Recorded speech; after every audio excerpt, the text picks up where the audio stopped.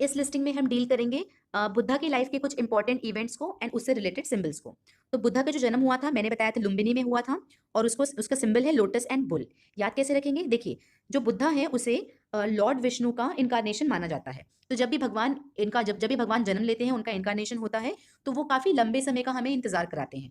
तो जो वर्ड लंबा है, लंबे समय का इंतजार, लंबा एंड लुम्बी, ओके, वर्ड मिलता जुलता है। सो बर्थ कहाँ हुआ था? लंबे समय के इंतजार के बाद में भगवान ने बर्थ कहाँ लिया? लुम्बिनी ने। अच्छा, लुम्बिनी में एल भी आता है, बी भी आता है। एल से बन जाएगा लोटस एंड बी से बन जाएगा बुल। तो याद रखिएगा, birth Lumbini lotus bull, B L L B, birth Lumbini lotus bull. Next है great departure. At the age of 29 उन्होंने अपने घर को छोड़ दिया था और फिर सत्य की खोज में बाहर निकले थे। तो ग्रेट डिपार्चर को बोलते हैं महाअभिनिष्क्रमण। महाअभिनिष्क्रमण क्यों बोलते हैं? देखिए, जो वर्ड है अभिनिष्क्रमण, अभिनिष्क्रमण का वर्ड होता है घर से बाहर जाना, कहीं बाहर जाना, ओके। और हिंदुइज्म में एक रिचुअल भी है कि जब बच्चा 4 महीने का होता है तो उसे हम घर से बाहर निकालते हैं और सूर्य देव के दर्शन कराते हैं।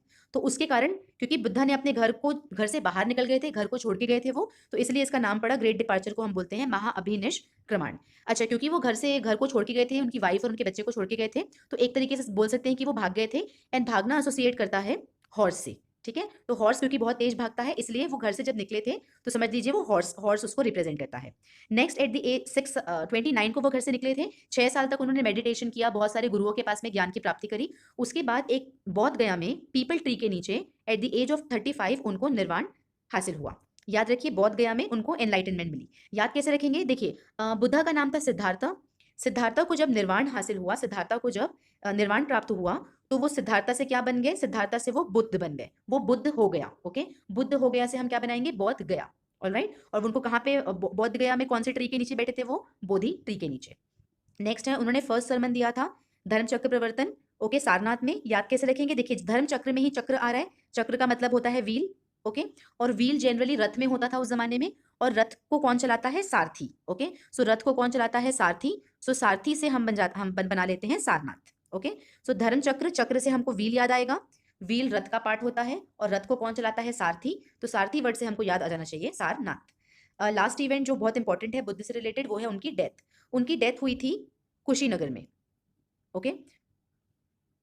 उनकी डेथ हुई थी कुशीनगर में, जिसको बोला जाता है परिनिर्वाण। तो देखिए, जब भी किसी व्यक्ति को, और उसको सिंबलाइज करते हैं स्तूप की मदद से, ओके।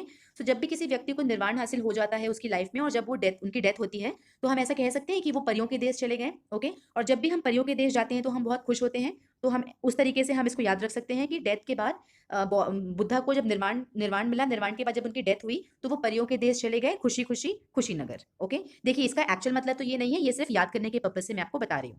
परी के देश गए वो, खुशियों के नगर, और उसको हम सिंबलाइज करेंगे स्तूप से। देखिए, स्तूप वैसे तो बुद्धा के मृत्यु से रिलेटेड है, पर जो स्तूप का यूज हम प्री बुद्धा एज से करते आ रहे हैं। तो अगर कोई किसी क्वेश्चन में ये लिखा जाए कि स्तूप का प्रयोग क्या हमने बुद्धा के जनरेशन से स्टार्ट किया था? नहीं, प्री बुद्धा पीरियड में भी हम स्तूप का प्रयोग करते थे।